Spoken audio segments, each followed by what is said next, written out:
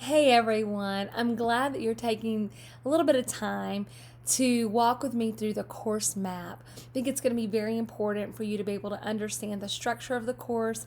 I think if you spend a little bit of time right now with this video, with the syllabus, so that you can get a good grasp on what the course will entail, I think that's going to help you be much more successful and get a lot more out of the class along the way. So, I want you to know each week I've got this section that's called a module map, and it's taken from that, just your weekly assignment, so that you can just kind of look at that and almost have that as a checklist. You'll know exactly what's expected of you. So that's a quick, easy way for you to look each week and think, wait a minute, what is going on here? What is actually that I'm supposed to be looking for? And so I want to just kind of go point for point to give you an idea sort of the expectations. You'll have lecture videos for the course, and you'll view them each week. There may be some supplemental videos from time to time as well that are designed to enhance the course experience. And the goal of what we're trying to do, we've got the lecture videos, we've also got the reading, okay? So you have the assigned reading as well. And so the goal, a lot of what we're trying to do here is to synthesize.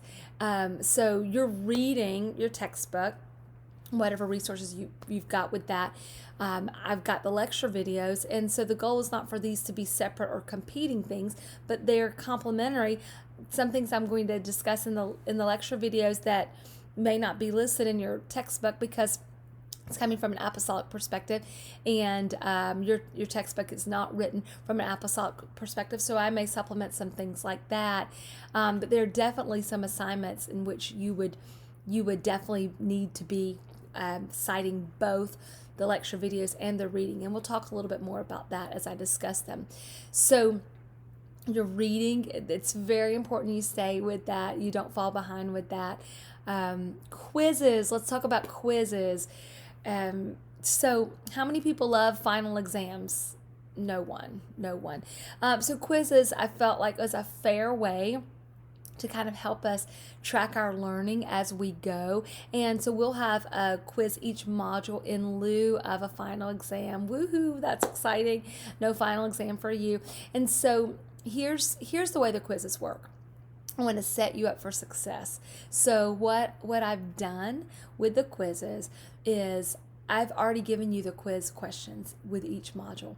When you go to the reading, you will find the quiz questions right there. You could download those quick quiz questions. You can even print them off if you want to. And while the idea is that while you're reading, you'll use those quiz questions as your guide. So you'll have that, you'll go through, and while you're reading, you can just jot down your answers, and then you come back and you take the quiz. The quizzes are strictly based on the reading, only from the reading assignments that you get, okay? So I'm giving you the questions in advance. I'll tell you, if you don't take the quiz, if you don't do it all in one setting, it does not save. So you have to take it all in one setting for your work to save. But take advantage of having that copy of the quiz to help you as you read, so that you can kind of know what you're looking for as you go. Discussion board posts. Discussion board posts are a great way for us to stay connected as a class, okay? So it's a way that we can interact with our peers. And in the discussion board, I pull out elements that I think are kind of really good for us to discuss and follow up with. And so you have 2 discussion board posts each week, and this is how this will work. You're going to compose an original post on the question of your choice. There are 2 questions that are listed each week, and you just choose whichever one you want to write about. So you're going to write an original post. You're going to respond to that prompt, that writing prompt. It's got to be a minimum of 200 words. Then you're going to compose a post in response to one other student who addressed a different writing prompt from you, a minimum of 75 words. So if you wrote that week for question 1 as your original post, that's what you wrote about, then you're going to respond to someone who wrote about question 2. That way it gives you the opportunity to think about both. Now here's something very important. Very important. The discussion board post, you need to cite your textbook and the lecture. So both of them. And since this is conversational, it's meant to take sort of the place of what we would be doing if we were in class. You don't have to worry about using the Urshan style guide for citing it. You could just say, in our textbook on page 42, this says blah, blah, blah. Or in the lecture, Sister Rady said blah, blah, blah, something like that. Okay. Maybe not the blah, blah, blah part, but, so you don't have to have footnotes or anything like that, but you do need to cite if you want full credit. Okay. That's very important.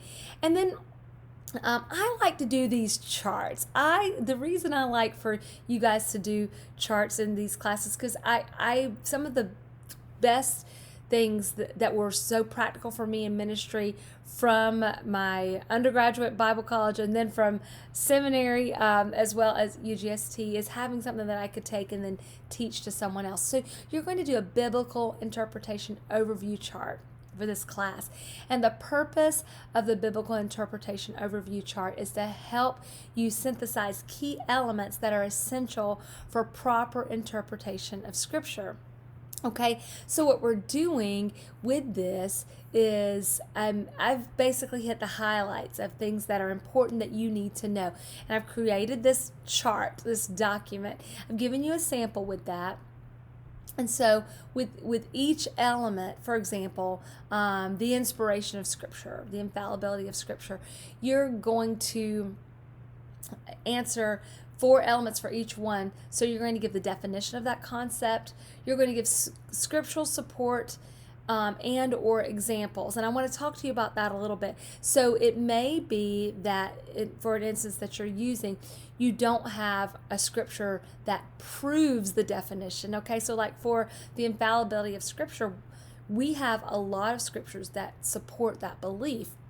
But an element that I have, it just may be a concept, in terms of literal versus figurative interpretation, and there's not necessarily a scripture that supports the definition, but you could use a scripture. This is an example of literal interpretation. This is an example of figurative interpretation. Does that make sense? If you're confused about that, the good news is you get to submit the chart early and let me review it, and I'll give you feedback. But that's the second element. The third element is you're going to provide examples of proper application, and the fourth element, you're going to show when somebody didn't do it right, examples of improper application. And so, as I said, we will review this when you submit it at the end of Module 4 and give you feedback, and it's going to be due at completed. It will be due for a grade at the end of Module 7. So if you have specific questions, reach out to me for that. Okay, last of all, the research project.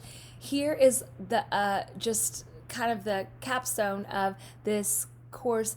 You get the opportunity to take these wonderful principles of biblical interpretation and you get to apply them through a current cultural issue. So this course is hermeneutics of the word and of the world. And so we're studying hermeneutics of the word as our foundation, but then we're looking at hermeneutics of the world, or how to interpret our world around us. And so we are taking scripture and we are using scriptural passages to then through that lens interpret cultural issues around us. And so you're going to research a hot button cultural issue from the perspective of a Christian worldview. And so you're signing up for that project topic, and I'm saying to you, whatever you sign up for, make sure it's not something that you've written about in another class. This should be new material that you haven't written prior to receiving this syllabus. And so there are a number of issues that you can write about. You're going to do biblical exegetical research, and it's going to be related to a worldview topic. You're going to look at the original language. You're going to do scriptural support, and you're going to do cultural context, okay? And so we talk about the gospel and things like abortion or marriage or racism or social media. And so these are types of topic choices. But not just the topic, there are specific things I want you to speak to. I want you to tell me the kinds of challenges that are related to the topic and why it is important to address. I want you to tell specifically, what does the Bible say, right? That's the hermeneutics of the word. And then we're going to talk about how should an apostolic Pentecostal worldview respond to this issue. So we're looking at the world and then taking our apostolic worldview and applying that. And so this paper should be a minimum of 3,000 words. Now, sources, academic sources. Everybody say Urshan Style Guide. That's the guide that we use. We don't use MLA. We don't use APA. We use Urshan Style Guide, okay? And so you will use that for formatting. And you need a total of 9 sources for this paper. So 9 academic sources. So 7 academic sources in addition to your 2 textbooks. That's what we're looking for, okay? And so for academic sources, you need to use scholarly books, you need to use journals, you need to use commentaries, other academic writing. And this is a paper that will need to be written well, okay? With your discussion board, of course, I want that to, we want to be able to understand that, and for it's great for you to use proper grammar. This you will be graded on whether or not you're using proper grammar, right? And so I'm going to put this out here to you. I strongly encourage you from the outset, when you select your topic and when you start to write just the slightest bit, get an appointment with the Learning Center, with the Writing Lab there at Urshan, and you can do that distance. Absolutely, they can help you with that. But you can't just say, oh, my paper's due tomorrow, can you help me today? You'll need to plan ahead, but I promise you it will make a huge difference because they can help you with organization, with flow. I've given you a rubric. I can tell you every single thing I'm looking for, and they can help you with that. The other piece of this is you're going to submit this assignment because it is such a significant portion of your grade. You're going to submit it in 2 portions.